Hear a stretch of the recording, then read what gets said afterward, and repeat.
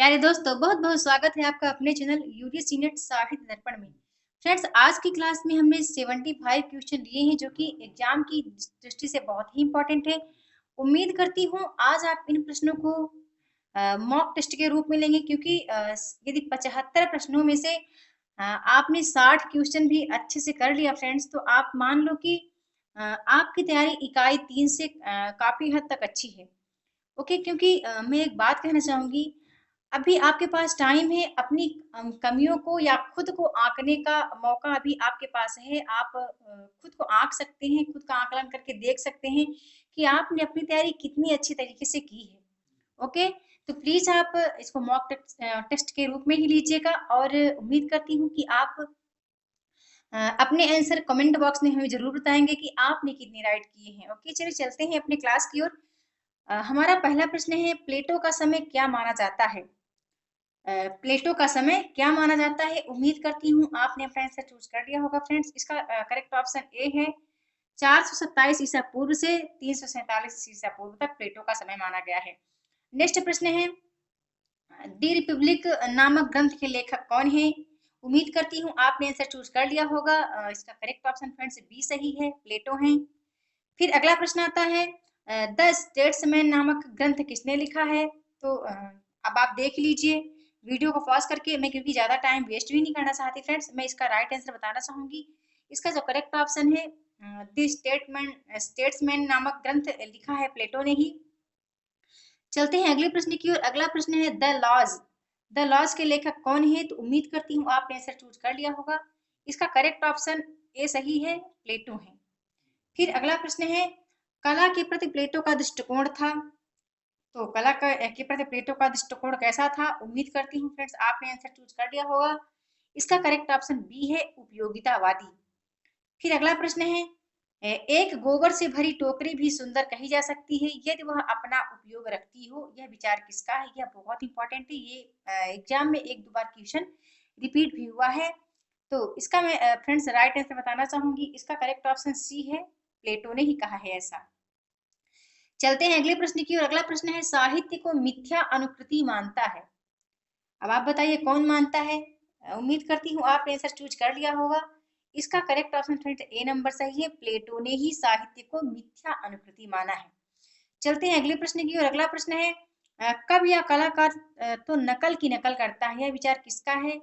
किस पाश्चात्य समीक्षक का है? तो ये तो इस आंसर से सभी अवगत हैं कि कवि या कलाकार तो नकल की नकल करता है। तो उम्मीद करती हूँ आपने आंसर चूज कर दिया होगा फ्रेंड्स। इसका राइट आंसर सी है, प्लेटो ने ही ऐसा कहा है। ओके, अब देखिए आपने काफी लोग हैं जो बहुत गलतियां कर सकते थे। कुछ लोग अरस्तु को कहेंगे, कुछ रिचर्ड को कह सकते थे, लेकिन ये नहीं, ये करेक्ट ऑप्शन यहाँ पर प्लेटो ने ही कहा है। और आप इसलिए मैं कह रही हूँ कि अभी आपके पास बहुत कुछ टाइम है। आप खुद को आंकिए, खुद को परखिए, खुद को जांचिए कि आपने किस तरह से अपनी तैयारी की है, और किस किस लेसन को आपने अभी कंफर्म ही कंप्लीट कर लिया है। चलते हैं अगले प्रश्न की ओर। अगला प्रश्न है, काव्य को नैतिकता और उपयोगिता के मानदंड को से परखने का पक्षपाती था। तो इसका करेक्ट ऑप्शन उम्मीद करती हूँ आपने चूज कर लिया है। इसका राइट आंसर ए सही है, प्लेटो ही है जिसने काव्य को नैतिकता और उपयोगिता के मानदंड से परखने के पक्षपाती थे। आगे चलते हैं। अगला प्रश्न है, प्लेटो के अनुसार काव्य के प्रयोजन है। तो उम्मीद करती हूँ फ्रेंड्स आपने आंसर चूज कर लिया है। इसका करेक्ट ऑप्शन डी सही है, उक्त सभी। चलते हैं अगले प्रश्न की ओर। अगला प्रश्न दिया गया है, कवि का महत्व एक तो मोची से कम है। कवि का महत्व एक मोची से कम है, यह विचार किसका है? तो उम्मीद करती हूँ आपने आंसर चूज कर लिया होगा। ऐसा कहा है प्लेटो ने। चलते हैं अगले प्रश्न की ओर। अगला प्रश्न दिया गया है, प्लेटो का काव्य संबंधी चिंतन दूषित है क्योंकि। तो इसका करेक्ट ऑप्शन बता दूं, डी नंबर सही है, ये सभी। प्लेटो उपयोगितावाद को महत्व देना पशु धर्म है। ओ सॉरी, केवल उपयोगितावाद को महत्व देना पशु धर्म है। कवि का महत्व वह मोची से भी कम मानता है। कविता को नैतिकता और सदाचार की कसौटी पर कसता है। ये सब विचार किसके हैं? ऐसा प्लेटो का काव्य संबंधी चिंतन दूषित है, क्योंकि ऐसा प्लेटो ने यहाँ पर कहा है। चलते हैं आगे। अगला प्रश्न है, इनमें से प्लेटो ने काव्य के संबंध में कौन सी इनमें से प्लेटो ने काव्य के संबंध में कौन कौन से सिद्धांत का प्रतिपादन किया है? तो उम्मीद करती हूँ आपने आंसर चूज कर लिया होगा फ्रेंड्स। इसका करेक्ट ऑप्शन बता दूं,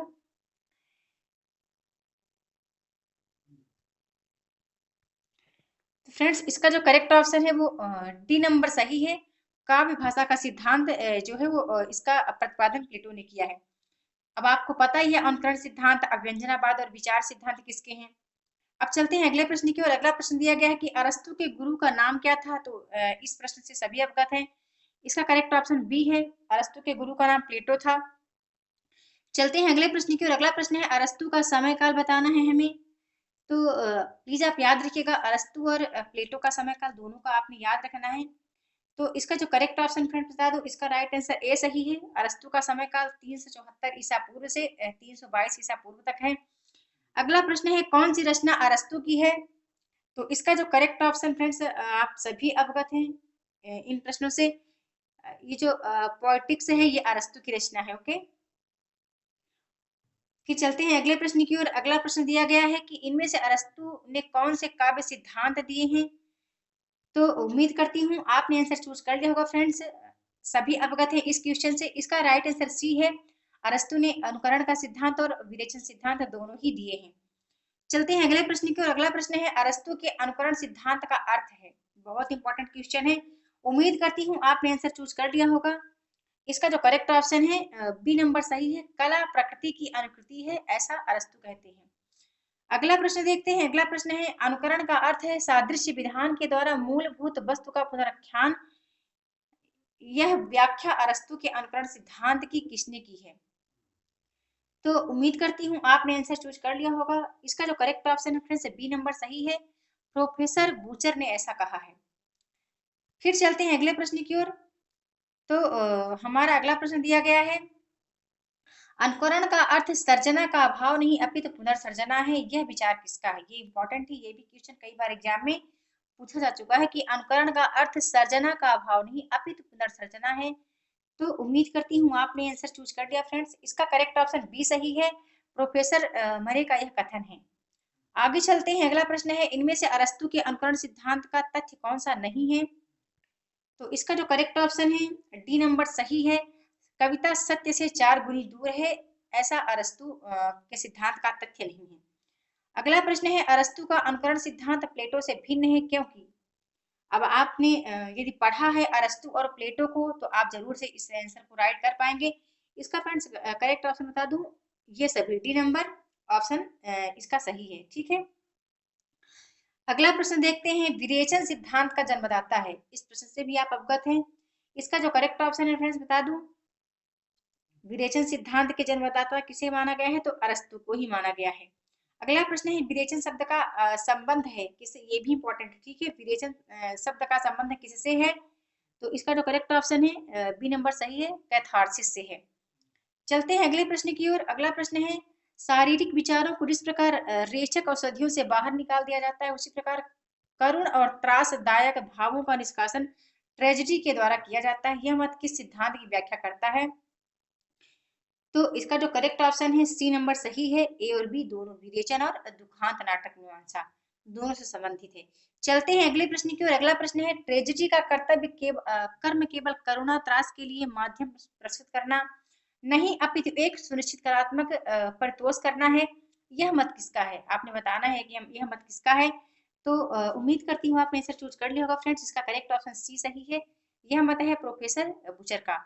चलते हैं अगले प्रश्न को देखते हैं। कॉलरिज का समय बताना है हमें, बहुत इंपॉर्टेंट, क्योंकि अक्सर जो पाश्चात्य काव्य शास्त्री हैं फ्रेंड्स इनके जन्म काल प्रकाशन के अनुसार जरूर लगाने के लिए आते हैं। तो आप उम्मीद करती हूँ सभी को आपने देखा है। यहाँ आपको कॉलरिज का काल समय बताना है, समय काल। तो इनका जो करेक्ट ऑप्शन है ए नंबर सही है। चलते हैं अगले प्रश्न की ओर। ये बहुत इंपॉर्टेंट क्वेश्चन है।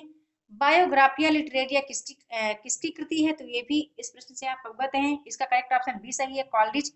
फिर अगला प्रश्न है कल्पना सिद्धांत के जनक कौन है। तो इस प्रश्न से भी आप अवगत हैं। इसका करेक्ट ऑप्शन सी सही है, कॉलरिज का कल्पना सिद्धांत है। कल्पना और फैंटेसी का सिद्धांत कॉलरिज का सिद्धांत है। ओके, अगला प्रश्न है मूल सिद्धांत किस पाश्चात्य आलोचक का है। तो इस प्रश्न से भी फ्रेंड्स आप अवगत हैं। आइए रिचर्ड, ए नंबर सही है।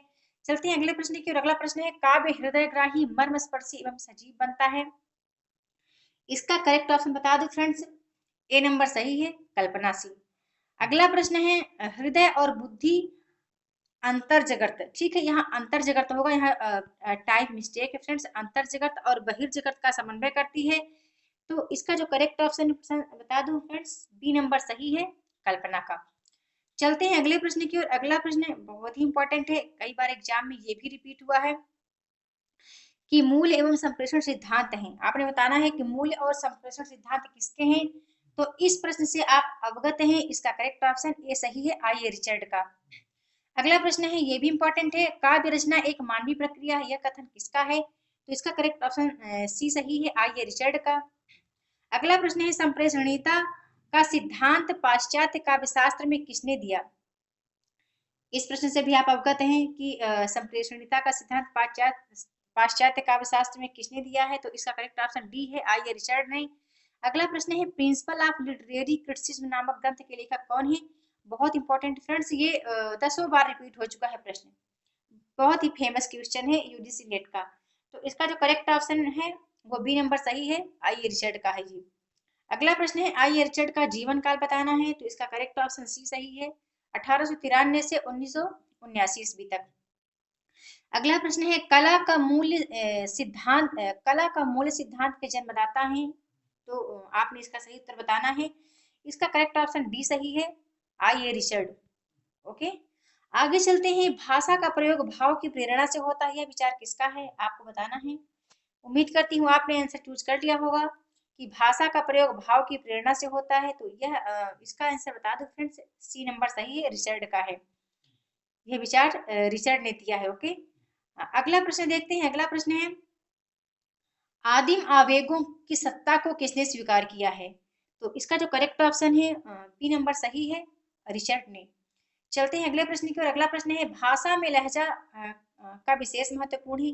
बहुत इंपॉर्टेंट फ्रेंड्स, ये इसकी समझ तो हम में खुद होनी चाहिए कि भाषा में लहजा यानी टोन का विशेष महत्व है, इसका आधार संबंध न होकर भाव दशा है, यह विचार किसका है, यानी यह विचार ऐसा किसने कहा है। तो मैं बता दूं, इसका करेक्ट ऑप्शन ए नंबर ही सही है, आई रिचर्ड ने ऐसा कहा है।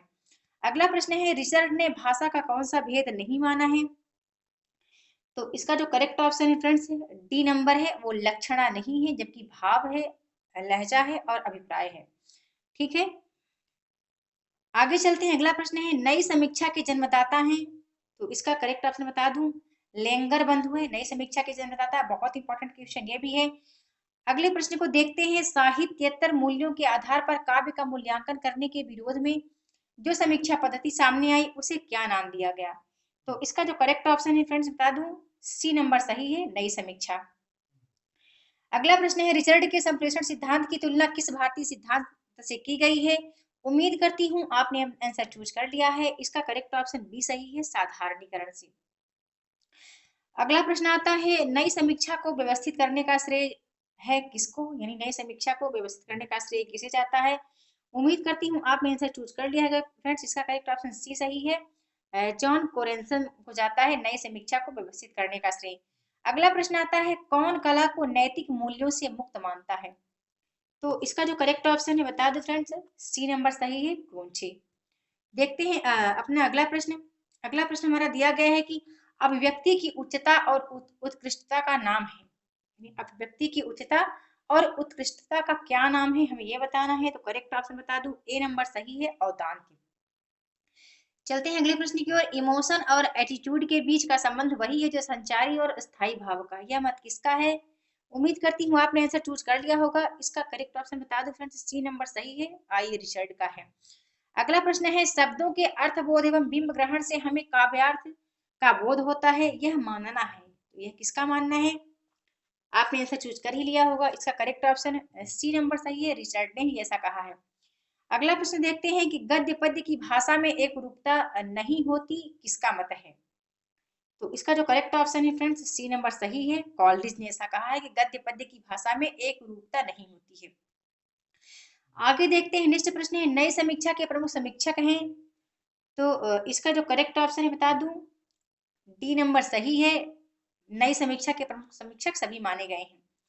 अगला प्रश्न देखते हैं, रचना के काव्यार्थ को विश्लेषित किया जाता है किसके द्वारा। आपने बताना है कि रचना के काव्यार्थ को विश्लेषित किया जाता है? रूसी रूपवाद में, औदांत में या नई समीक्षा में? तो इसका जो करेक्ट ऑप्शन है बी नंबर सही है, नई समीक्षा में। अगला प्रश्न है दुखांत नाटक की मीमांसा अरस्तु के किस सिद्धांत से होती है? तो उम्मीद करती हूँ आपने आंसर चूज कर लिया है, ए बी दोनों, अनुकरण सिद्धांत और विरेचन सिद्धांत। अगला प्रश्न है लोनजाइनस ने रचना में औदांत का संचार करने वाले कितने तत्व माने हैं? इसका करेक्ट ऑप्शन बता दूं फ्रेंड्स, सी सही है, 5 तत्व माने हैं। अगला प्रश्न है कौन सा तत्व किसी रचना में औदांत का विधान करता है? इसका करेक्ट ऑप्शन बताना चाहूंगी मैं। उम्मीद करती हूँ आपने आंसर चूज कर लिया होगा, करेक्ट ऑप्शन डी है, ये सभी। अगला प्रश्न है चरित्रवान व्यक्ति ही उदांत रचनाएं दे सकता है, यह विचार किसका है? इंपॉर्टेंट क्वेश्चन है, तो उम्मीद करती हूँ आपने आंसर चूज कर लिया है। इसका करेक्ट ऑप्शन बता दूं, सी नंबर सही है, लोनजाइनस ने ऐसा कहा है कि चरित्रवान व्यक्ति ही उदांत रचनाएं दे सकता है। अगला प्रश्न है काव्य का कौन सा भेद अरस्तु ने नहीं माना? तो इसका करेक्ट ऑप्शन फ्रेंड्स मैं बताना चाहूंगी, डी नंबर सही है, खंड काव्य को अरस्तु ने नहीं माना है। अगला प्रश्न आता है अरस्तु ने अपने अनुकरण सिद्धांत में किसे महत्व नहीं दिया है? तो इसका करेक्ट ऑप्शन बता दूं, बी नंबर सही है, कवि की अंतश्चेतना को उन्होंने महत्व नहीं दिया है। अगला प्रश्न आता है प्लेटो के लिए कला की कसौटी है, प्लेटो के लिए कला की कसौटी है, इसका करेक्ट ऑप्शन सी नंबर सही है, उपयोगितावाद। अगला प्रश्न है साहित्य को मिथ्या अनुकृति मानता है? उम्मीद करती हूँ इस प्रश्न से आप सभी अवगत होंगे। इसका करेक्ट ऑप्शन ए है, प्लेटो है जो साहित्य को मिथ्या अनुकृति मानते हैं।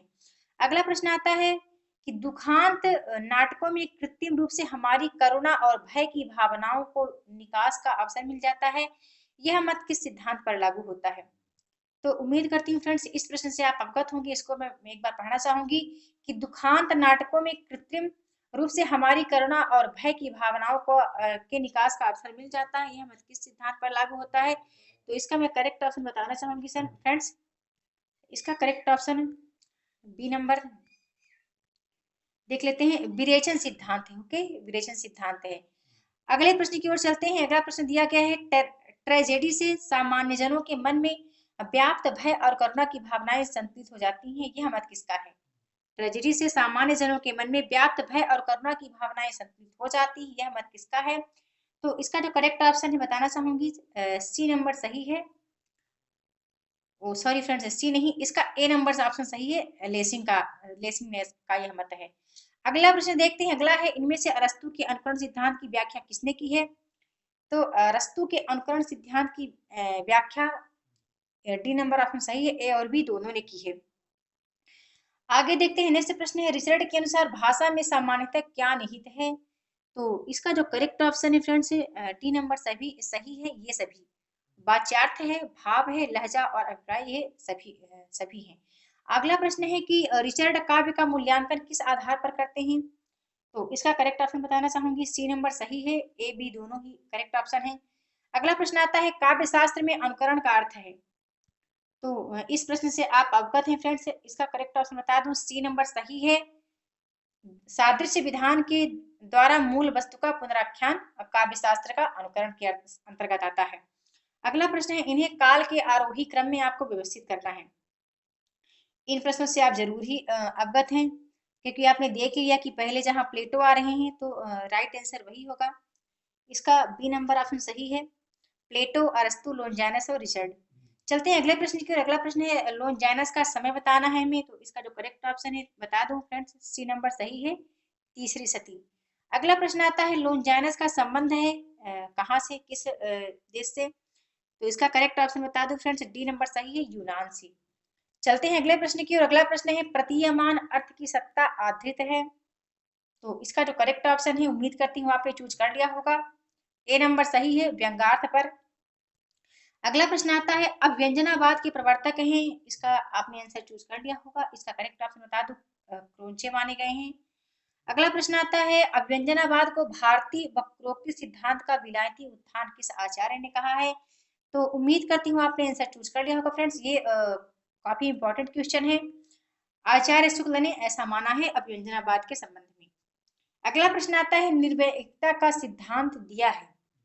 इस प्रश्न से तो आप अवगत ही हैं, क्योंकि आपको पता है मैथ्यू अर्नल्ड ने क्या दिया, लोनजाइनस ने क्या कहा, कार्ल मार्क्स ने क्या सिद्धांत दिए हैं, एलियट ने दिया है निर्वैयिकता का सिद्धांत। ओके, अगला प्रश्न आता है, वस्तुनिष्ठ सहसंबंध का उल्लेख किया है किसने? इस प्रश्न से आप अवगत ही हैं। इसका करेक्ट ऑप्शन बता दूं फ्रेंड्स, टी.एस. इलियट ही हैं। तो आज मैंने यहाँ पर 75 प्रश्नों के संग्रह लिए हैं। काफी प्रश्न ऐसे हैं जो कि बहुत ही इंपॉर्टेंट है। उम्मीद करती हूँ आपने अपना आंसर अलग से चूज किया होगा और कमेंट बॉक्स में आप अपना आंसर जरूर बताएंगे। फ्रेंड्स, बताना चाहूंगी यदि वीडियो को पसंद है तो प्लीज लाइक कीजिएगा। जल्द मिलती हूँ अपने नेक्स्ट वीडियो में न्यू टॉपिक के साथ। तो आपको आज की वीडियो कैसी लगी कमेंट करके जरूर बताइए। वीडियो के साथ बने रहने के लिए बहुत बहुत धन्यवाद।